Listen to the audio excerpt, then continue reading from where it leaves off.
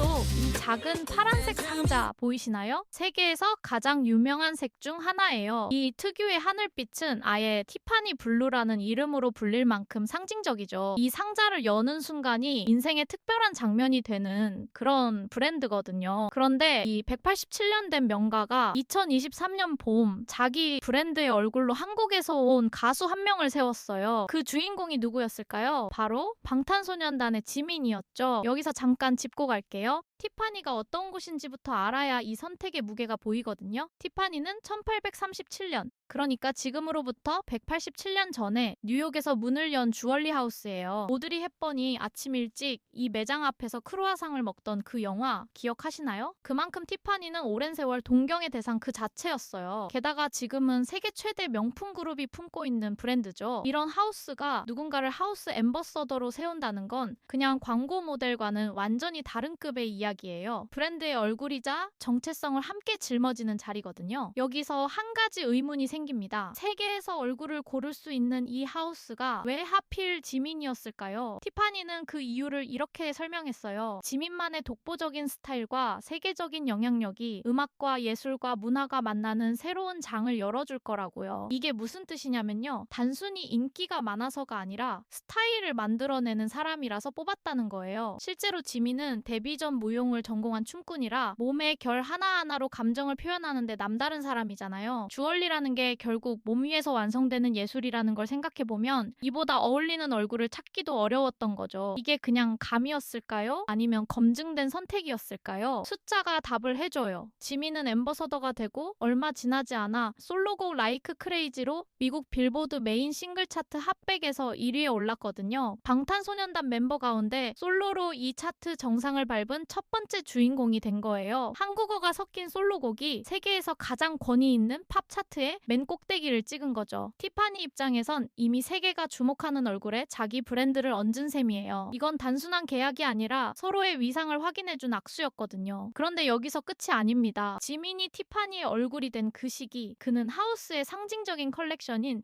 티파니 하드웨어와 티파니 티 라인을 걸치고 캠페인에 섰어요. 재밌는 건 지민이라는 사람이 화려함을 앞세우는 타입이 아니라는 점이에요. 무대 밖에서는 오히려 수줍고 다정한 성격으로 알려져 있잖아요. 팬들을 대할 때 늘 눈을 맞추고 손편지를 챙기는 그런 섬세함이 그의 진짜 얼굴이거든요. 티파니가 산 건 바로 그 온기였는지도 몰라요. 차갑게 빛나는 보석에 사람의 온도를 입히는 얼굴 말이에요. 여기서 티파니가 지금 어떤 위치에 있는 브랜드인지 조금 더 짚어볼게요. 이 하우스는 2021년 세계 최대의 명품 그룹에 약 158억 달러라는 금액에 인수됐어요. 우리 돈으로 환산하면 20조 원이 훌쩍 넘는 규모죠. 그만큼 세계 명품 시장에서 티파니라는 이름이 가진 무게가 크다는 뜻이에요. 그런 그룹이 새로 품은 보석 브랜드의 얼굴로 한국 가수를 세웠다는 건 단순한 마케팅을 넘어 하나의 신호였거든요. 아시아, 그 중에서도 한국의 문화적 영향력을 세계 명품 산업이 정식으로 인정했다는 신호 말이에요. 그리고 이 선택이 무리수가 아니었다는 건 이후의 반응이 증명해줬어요.